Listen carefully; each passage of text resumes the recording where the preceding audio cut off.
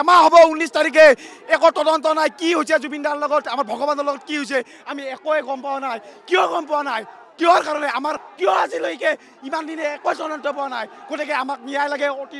সোনকালে ন্যায় লাগে সেইটোৱে বিচাৰোঁ এই নৰবিকাশ এটা পাচি দিব লাগে সোনকালে আমাক ন্যায় দিব লাগে ভগৱান জয় জুবিন দা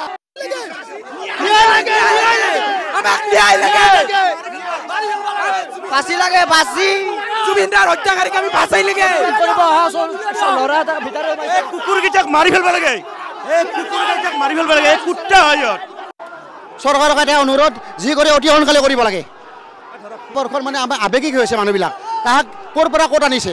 ক'ত সুদূৰ গুৱাহাটীৰ পৰা ক'ত আনিছে ইয়াত তাৰমানে কোনো নাই ধুনীয়াকৈ থৈ দিব সেইটো নহয়